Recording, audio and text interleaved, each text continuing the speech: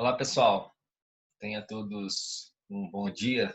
Hoje, dia 5 de maio de 2020, nós estamos aqui para fazer a gravação da aula sobre um novo conteúdo da disciplina de Bioquímica da FUPAC Ponte Nova, Metabolismo dos Carboidratos. Nós entramos na avaliação, né, do metabolismo de todos os macronutrientes. Vamos iniciar pelos carboidratos. Posteriormente, vamos seguir pelos lipídios e, por fim, pelas proteínas. Nesta etapa 2, nós vamos ver apenas sobre os carboidratos, suas funções, suas características, seu metabolismo, a forma de produção de energia. E aí a gente faz um link com o primeiro conteúdo visto nessa disciplina sobre bioenergética. Então, isso vai ser muito interessante. A energia que é fornecida para a contração muscular, que foi o último conteúdo dessa disciplina que nós vimos. Terminamos semana passada falando sobre os tipos fisiológicos das fibras musculares e para que haja contração é preciso haver energia. E o carboidrato é o principal macronutriente que tem a função energética. Então a gente vai fazendo esses links com os outros conteúdos que nós vimos até aqui, tá?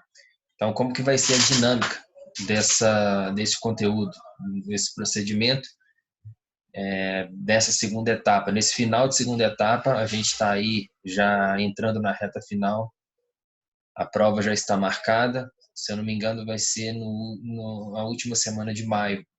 Então, é tempo suficiente para a gente ver com calma as partes que envolvem o metabolismo dos carboidratos. Então, eu dividi o conteúdo em 3 partes, começando por hoje, dia 5, semana que vem, dia 12, na última semana, dia 12, antes da prova, dia 19 de maio, antes da prova, a gente fecha com o metabolismo, as reações bioquímicas que acontecem para a produção de energia. E vocês vão perceberem que vai ser uma revisão da bioenergética, tá? Isso é muito importante a gente fazer essa relação dos conteúdos, porque isso favorece o conhecimento. Então, fiquem todos à vontade, alunos, os demais telespectadores, né, que acessarem aí o YouTube para assistir a aula, tá? Então, vamos começar. Então, antes de chegar no carboidrato propriamente dito, eu vou falar um pouco sobre os macronutrientes. O que são os macronutrientes? Quais são as suas principais funções? Por que o nosso organismo é tão dependente desses macronutrientes? Por que a recomendação básica de alimentação parte pela quantidade de ingestão dos macronutrientes? Então, a gente precisa ter essa informação na mente para a gente poder entender como que a particularidade de cada macronutriente. E é isso que a gente vai fazendo aqui. Começa apresentando, né, uma atualização da pirâmide alimentar, tá? A gente percebe que a pirâmide é um guia pictográfico que mostra a distribuição dos alimentos ao longo do dia, como deveria ser, uma recomendação.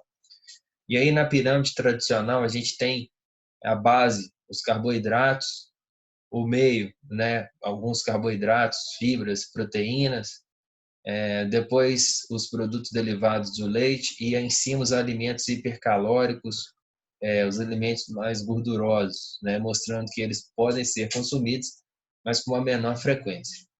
Essa seria a pirâmide tradicional. Nessa nova pirâmide agora, a gente percebe, primeiro, de destaque, principalmente para a nossa área, para a educação física, a importância de mantermos um estilo de vida ativo. Quando eu falo estilo de vida ativo, envolve todas as atividades que demandam energia ao longo do dia, seja as atividades de consumo baixo, de um nível de atividade física leve, né? Como, por exemplo, cuidar do jardim, cuidar da casa, passear com o cachorro, fazer compra, carregar sacolas de compra, ficar em pé o máximo que for possível, né? Seria isso. Praticar esportes, fazer atividades com gasto de energia moderado, vigoroso, os adultos no mínimo 30 minutos por dia, crianças e adolescentes no mínimo 60 minutos por dia. Então, essas seriam algumas recomendações.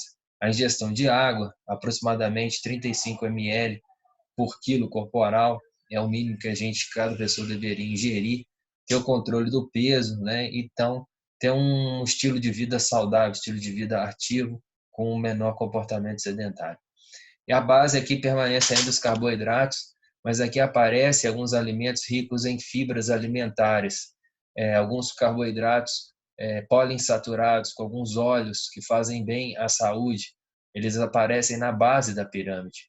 Então, se a recomendação básica nutricional, a gente tem lá de 50% a 60% de carboidrato, de 20% a 25% de lipídio, que esses possam ser carboidratos mais qualificados, vamos dizer assim, com os carboidratos com índice glicêmico moderado, uma carga glicêmica maior, os ácidos graxos que sejam poliinsaturados, parte deles, né, uma parte considerável, pelo menos um terço, que sejam óleos que são benéficos à saúde, que sejam de origem vegetal, de peixes, enfim, óleos que vão ajudar, né, no metabolismo, na produção do perfil lipídico mais saudável, que é o HDL, né, uma lipoproteína de alta densidade.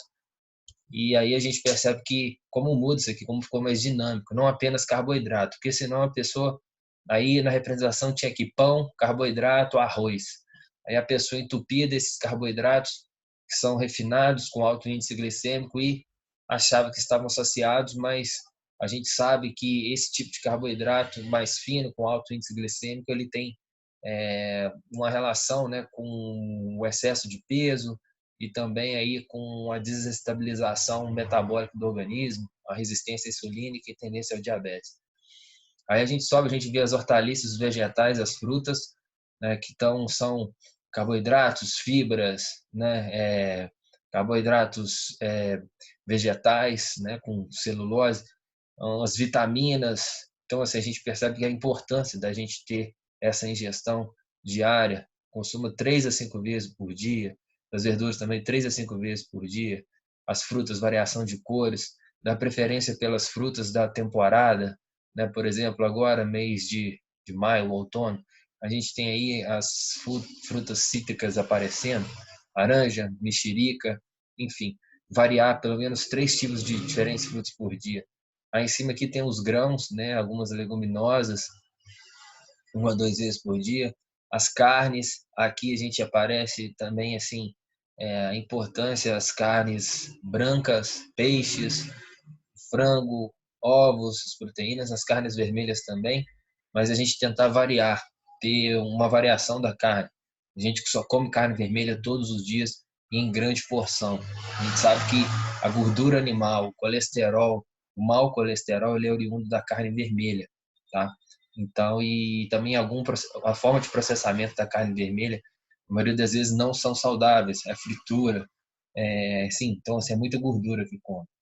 Os alimentos derivados do leite, consumir 3 vezes ao dia, muito importante por causa do cálcio, e isso tem uma prevenção de osteopenia e osteoporose ao longo da vida adulta. E aqui, né, no ápice da pirâmide, a gente tem aqui alguns alimentos mais calóricos, né, a quantidade de sal. Olha o pão de sal, né? Aqui, ó, açúcares, o pão. Acho que esse aqui é. Então, assim, a gente pode comer, mas não comer com tanta frequência, né? Alguns embutidos, manteiga, enfim. E aqui ao lado aparece a opção do vinho tinto opcional, consumo moderado, 1 taça por dia, os suplementos nutricionais caso haja necessidade. Então, assim, essa pirâmide é uma recomendação, uma distribuição de todo tipo de macronutriente que a gente tem aí ao longo do dia, né? Os macronutrientes, então, que eu estou falando aqui, a gente pensa em carboidratos, lipídios e proteínas. E micronutrientes seriam aqueles derivados desses macronutrientes, né, que a gente vai ver a particularidade de cada um, só para a gente adiantar. O derivado do carboidrato é a glicose, o derivado do lipídio é o ácido graxo, e o derivado da proteína é o aminoácido. Tá? E aí, esses são micronutrientes juntamente com as vitaminas, os minerais, os sais minerais, tá? Muito presentes nas leguminosas, nas frutas, nos vegetais. Assim, onde vem esse controle? Né? Esse controle parte principalmente do gasto de energia, o gasto energético total diário. Então, assim, como que a gente gasta energia? Como que o nosso corpo gasta energia? Esse gasto, ele é fracionado em 3 diferentes fatores, né? O metabolismo basal. O metabolismo basal, ele corresponde a aproximadamente 60 a 65% do gasto energético total. Ou seja, a maioria da energia que o nosso corpo gasta por dia é para manter as nossas funções vitais básicas, né? Então, a gente aí, num período de 24 horas, 60% da nossa energia é para manter nossas funções vitais, tá? Para manter-nos vivos. Aí, em termos de 30, 35%, tem aí um nível de atividade física ou até um pouco menos. Aí vai depender do estilo de vida, da prática de atividade física que a pessoa pratica durante o dia, se ela é praticante de exercício físico, de alguma atividade regular. Então, tem um gasto energético. Então, assim, você pega o tanto de energia que o seu corpo consome naturalmente, que está a uma relação direta com com a nossa massa corporal total, né, o peso, e aí você vai somar o quanto você gasta isso com atividade física, tá? Aí é praticamente a metade do que a gente gasta com o metabolismo se a pessoa tiver um estilo de vida ativo. E por fim, tem uma pequena porção, né, do gasto energético total diário, que é sobre o efeito térmico do alimento. Alguns tipos de alimento variam a quantidade de energia que ele demanda do corpo no processo, né, de digestão e de absorção. Então, alguns alimentos, como os carboidratos, principalmente os carboidratos refinados, eles têm uma baixa exigência energética do organismo para o seu metabolismo. Você coloca um carboidrato refinado na boca, pela ação da enzima que tem na saliva, da pitialina, já vai começar a ser digerido, né? Por outro lado, alimentos com uma estrutura mais complexa, como por exemplo as proteínas, né, presente numa carne, ele vai começar a sua digestão lá no estômago, com suco gástrico, depois de passar por vários movimentos, várias ações enzimáticas, você demanda um custo mais, né? Mas a gente também tem alguns alimentos que são termogêneos, que demandam mais energia do organismo, como a pimenta, enfim, canela, ou alguns alimentos que têm a característica mais assim termogênea. Então, esse é o gasto energético total. Então, qual é a importância de saber as frações desse gasto energético total? É porque a gente tem sempre uma noção de balanço energético, tá? Então, assim, imagine uma balança. De um lado está o gasto energético total, do outro está a quantidade de alimento que é ingerido, de macros e micronutrientes.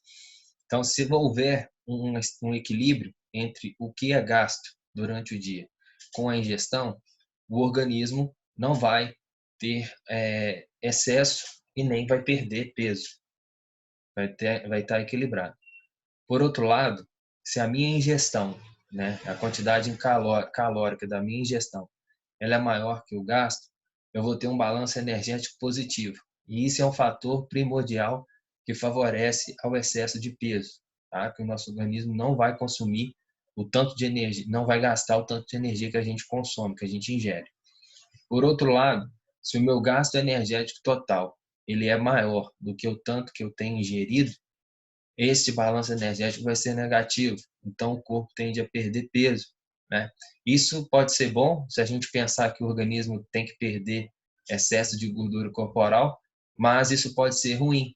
Por exemplo, num caso de doença, a pessoa não consegue absorver ou não consegue se alimentar direito e aí não consegue suportar, né, o gasto energético total. Isso é péssimo para idosos, principalmente, tá? Então, não vamos pensar apenas na condição de emagrecimento, na condição de estética. O equilíbrio é importante em todas as fases da vida. Então, a gente tem que pensar aí em diversas situações, tá? Com o gasto energético, não apenas no emagrecimento, que é uma situação, né, que é muito pertinente, porque a maioria das pessoas hoje infelizmente, né, tem aí excesso de peso, muitas vezes por causa desse balanço energético positivo. Então vamos dar sequência aqui no que eu falei. Os nutrientes por micronutrientes específicos. Então, assim, os macronutrientes são compostos por micronutrientes específicos. Então, os carboidratos são glicose, os lipídios, os ácidos graxos e as proteínas, os aminoácidos, tá? Então, assim, algumas características bioquímicas dos macronutrientes de forma geral. Quando a gente fala em carboidrato, a gente vai pensar em 3 elementos químicos principais, né? O carbono, o hidrogênio e o oxigênio. É o grupo carboxila, em sua estrutura bioquímica. Os carboidratos também são chamados de hidrocarbonetos, tá? Porque a sua grande, a maioria dos componentes, né, que compõem, né, a estrutura básica do carboidrato é composta de carbono, hidrogênio e oxigênio. Lógico, pode aparecer um outro tipo ali de elemento químico que vai mudar a estrutura de um carboidrato, mas a grande cadeia dos carboidratos são formadas por carboidratos, hidrogênios e oxigênio. A proteína possui, né, na sua característica, um grupo amino em sua estrutura. Então, esse novo elemento vai aparecer, que é o nitrogênio, tá? Nitrogênio 2, né, e hidrogênio. Então, toda vez que nós verificarmos, né, um composto bioquímico orgânico e apresenta o nitrogênio, né, ligado ao hidrogênio, a gente tem esse grupo amino, né, que aí daí vem o termo aminoácido, tá? Então, é uma estrutura mais complexa. Tem também carboidrato, hidrogênio, tem outros elementos, mas a base vai estar presente esse grupo amino aqui para ser uma proteína. E o lipídio? O lipídio possui um grupo chamado carbonila, tá? Esse grupo carbonila, ele é o seguinte, ele é um carbono ligado a um oxigênio. A gente viu no início da matéria que o oxigênio ele tem 6 elétrons na sua última camada de valência e ele precisa de 8 para se estabilizar. Então, por isso que ele tem sempre o sinal -2. Por isso que ele oxida. Ele pega outros elementos de outros compostos para se estabilizar. Esse grupo carbonila, a gente percebe que o oxigênio vai pegar 2 ligações do carbono. Lembre-se que o carbono tem 4 elementos na última camada de valência e precisa de mais 4. Então, o que a gente percebe aqui? Que esse carbono ele vai ter 2 ligações com o oxigênio e as outras 2 ligações, ou ele vai ligar com outro carbono, ou ele vai ligar com apenas um hidrogênio. Não vai aparecer 2 hidrogênios aqui, porque 2 ligações já foram passadas para o oxigênio. Então, esse é o grupo carbonila. Sempre a gente vai perceber isso no lipídio, no ácido graxo. Aqui algumas estruturas, né? A glicose, C6H12O6, essa D-glucose é por causa de um tipo, né, de um grupo radical que está aqui nessa estrutura, onde ela aparece.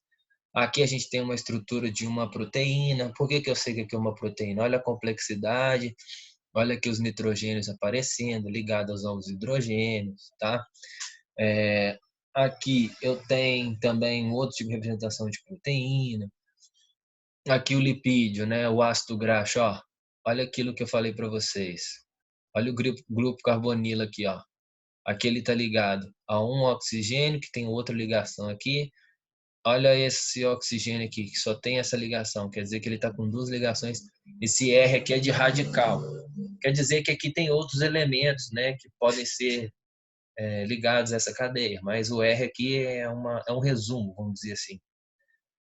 E aqui é o glicerol, tá? Então, o glicerol mais 3 ácido graxo. Deixa eu sair daqui para não atrapalhar vocês.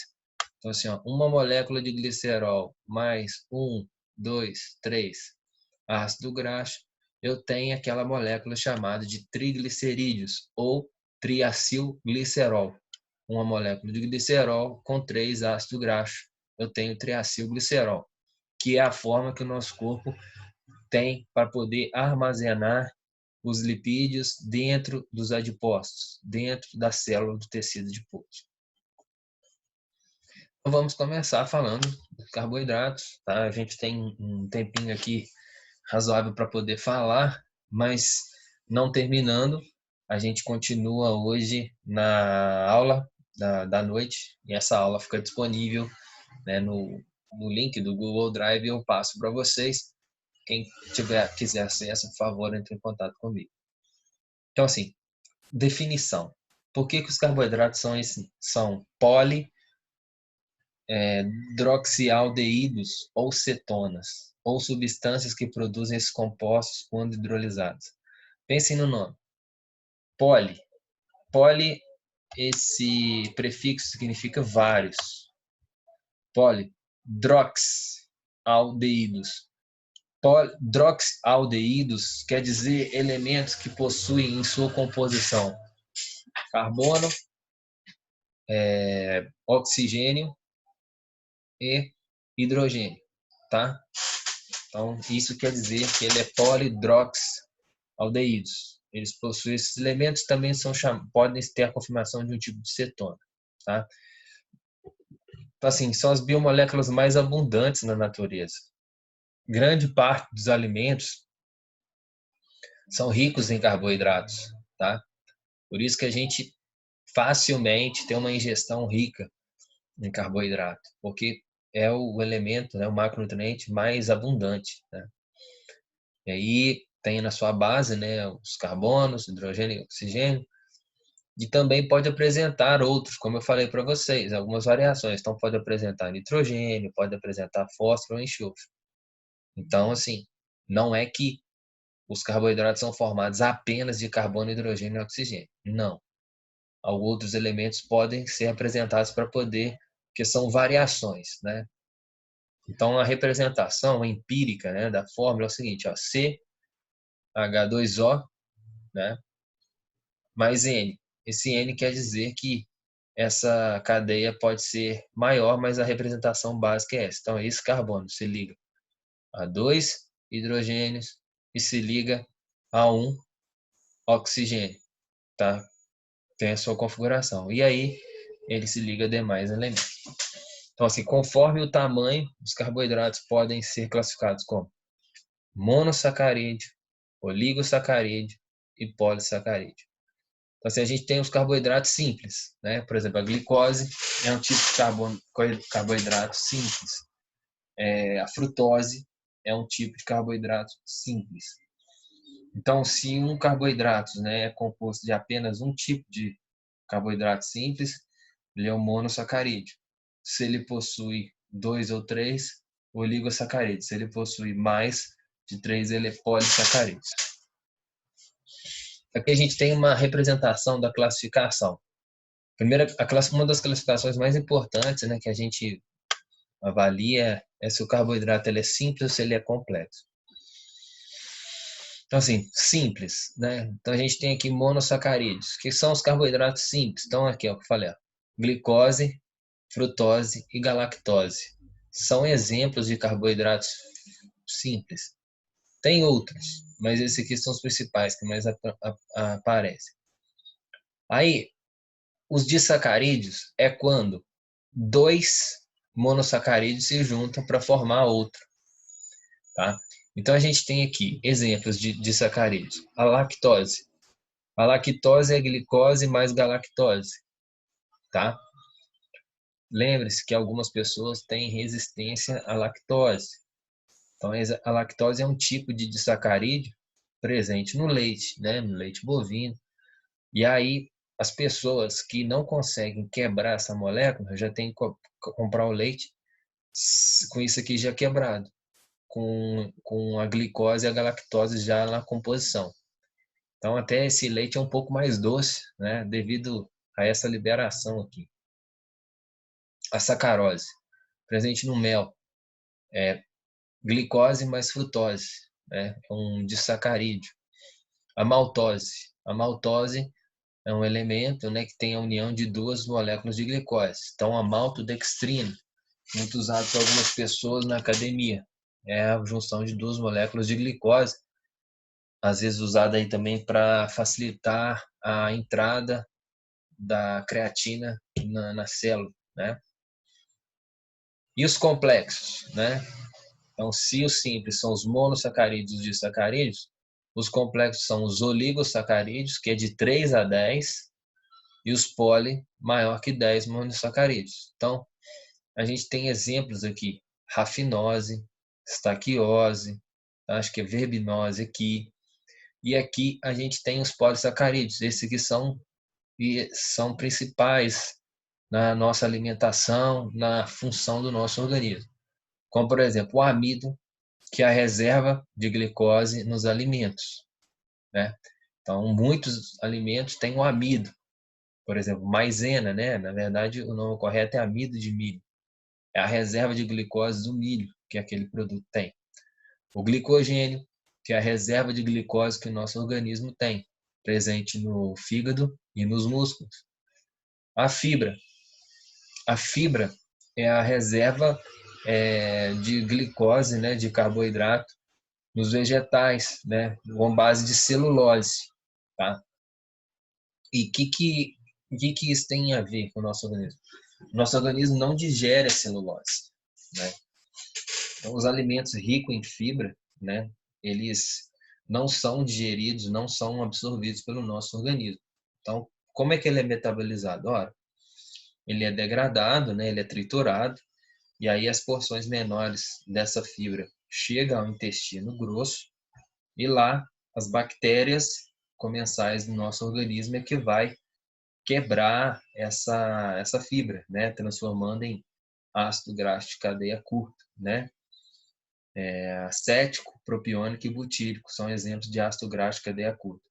E outro fator importante é que quanto maior a quantidade de fibra a gente alimenta, mais, vamos dizer assim, hipertônico vai ficar o bolo fetal, porque ele dá maior consistência. Então, ele vai ter maior absorção de água do organismo. Então, isso contribui para uma constituição, né, mais adequada das fezes. Tá? Então, a fibra é importante por causa da formação do bolo fecal para ser excretado. Quem tem alimentação de baixo consumo de fibra, o bolo fecal não absorve tanta água do organismo. Então, tem constipação, tem dificuldade de eliminar uma grande quantidade de fezes. Aí, uma das importâncias a gente vai ver aqui para frente. Aqui só alguns exemplos, né, para vocês perceberem como que é a cadeia básica dos carboidratos. Ó. Eles variam: carboidrato, carbono, hidrogênio e oxigênio. Então aqui a gente tem a base, né? Alguns tipos de base, ligação aqui, e a frutose. Agora a gente entra em umas partes específicas dos tipos de monossacarídeos, né? São carboidratos com reduzido número de átomos de carbono, de 3 a 7 carbonos, tá? Então aí a gente tem trioses, tetroses, pentoses, hexoses, são exemplos de monossacarídeo. Então, se a molécula tem de 3 a 7, é considerado uma glicose, um monossacarídeo. A glicose, por exemplo, tem 6 carbonos, né? Lembre-se, C6H12 e O6 é a forma bioquímica da glicose. Então, eles são pequenos, solúveis em água e não sofrem hidrólise, ou seja, eles não se quebram, eles não se degradam. O mais importante na dieta dos seres humanos, a glicose, a lactose e a frutose, tá? Mas outros monossacarídeos são importantes e possuem até uma função estrutural de algumas moléculas. Exemplos aqui eu trouxe. Algumas trioses, né? Gliceraldeído, composto intermediário da glicose, né? Glicerol, ó, o glicerol que a gente viu ali, que é um dos constituintes do triacilglicerol. Dihidroxicetona, participa da glicose do ciclo de Calvin, tá? A pentoses, olha aqui como é que são importantes.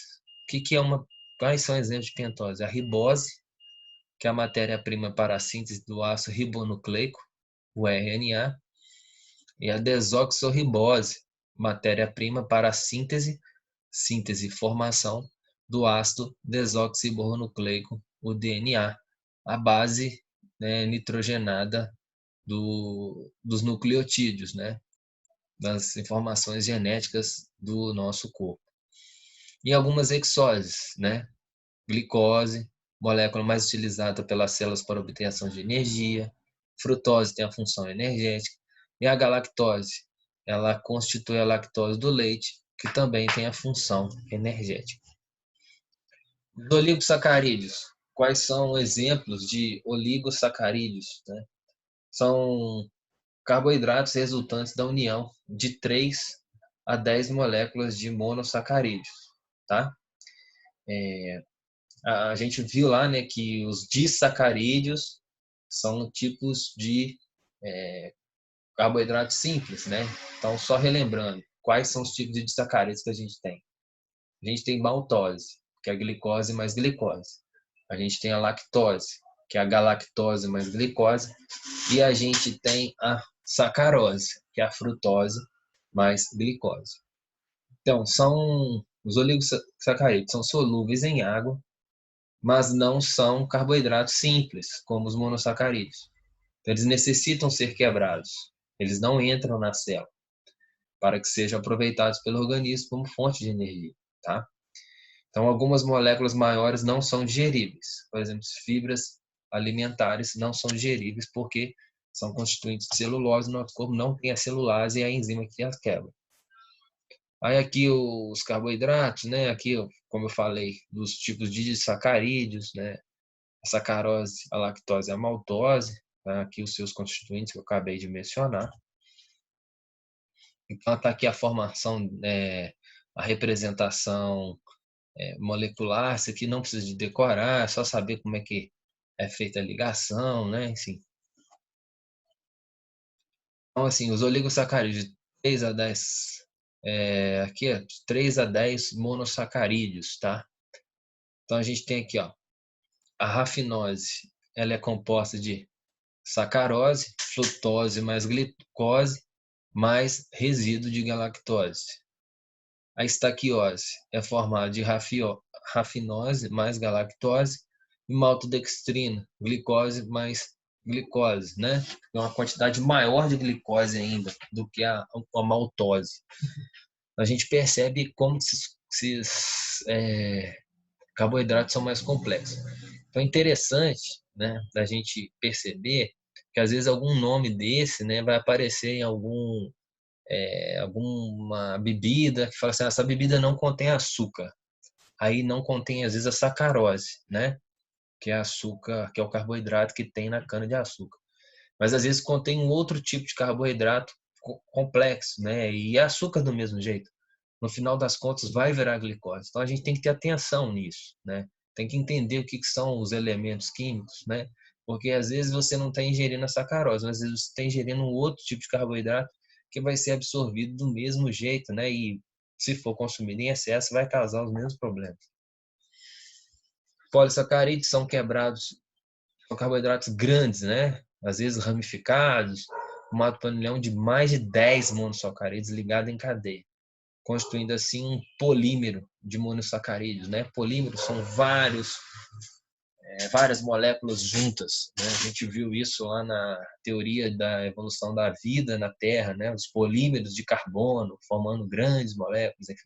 Só que aqui são polímeros de moléculas, são várias moléculas para poder formar os polissacarídeos, são mais de 10. São insolúveis em água, portanto não alteram o equilíbrio osmótico das células. Os polissacarídeos possuem duas funções biológicas principais, como ela é armazenadora de combustível e como elementos estruturais, tá? Elementos estruturais, por exemplo, algumas carapaças de artrópodes, né, elas são compostas por tipos de carboidratos, de polissacarídeos, né? E aí tem a função estrutural. Então, assim, a gente não pode pensar em momento nenhum assim que os carboidratos, né, não têm a função estrutural. Ele tem. Não é tão importante, vamos dizer assim, não é tão assim característico igual são igual às proteínas, né? Que as proteínas são os macronutrientes estruturais, né? Que formam as paredes do músculo, que são os músculos, né? Enfim. Mas os carboidratos também têm funções estruturais, porque alguns carboidratos, alguns polissacarídeos vegetais à base de celulose formam a estrutura esqueleto de alguns insetos, tá? Isso é importante a gente saber. Então a gente tem aqui os polissacarídeos, como eu já falei, 3 tipos principais: o amido, o glicogênio e as fibras, né, que na base de celulose. Então assim, o amido tem aproximadamente 1.400 glicoses armazenado no amiloplasto das raízes do tipo tuberosa, né? Então, mandioca, batata doce, cará, caule do tipo de tubérculo, batatinhas, frutos e sementes, principal reserva energética dos vegetais. Então, é importante que os tipos de amidos também variam as suas qualidades, né? Então, existem vegetais, né, leguminosas com tipos de carboidratos mais complexos, que demora a degradação. Tem um tipo de batata peruana que se chama iacon, é uma batata que ela é muito usada, né, vem sendo muito usada para quem quer fazer dieta, porque ela tem uma complexidade maior, então ela dá a sensação de saciedade mais característica, enfim, do que esses outros carboidratos que a gente tem costume de comer. Por exemplo, o arroz, né, a farinha de trigo, né, a mandioca, que tem melhor, já vem sendo usada mais, as pessoas estão substituindo a farinha de trigo por uma mandioca. Isso nessa região aqui do sudeste e do sul, porque no nordeste e no norte o consumo de mandioca é muito grande, tá?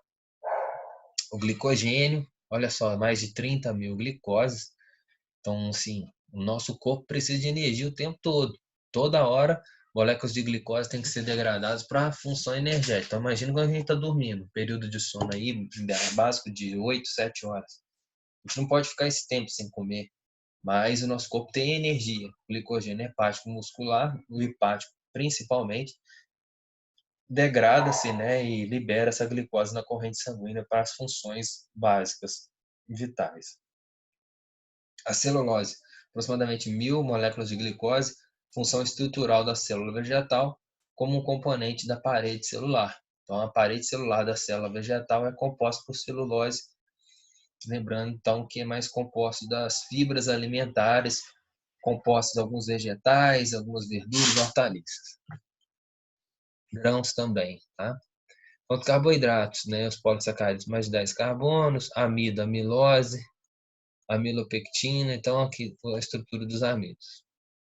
Aí aqui a gente tem os carboidratos, né, algumas variações, né, no fígado, 6% e músculo, o glicogênio, como é que ele é composto, né, a gente viu ali dos carboidratos apresentados, é o que apresenta maior quantidade de moléculas de glicose.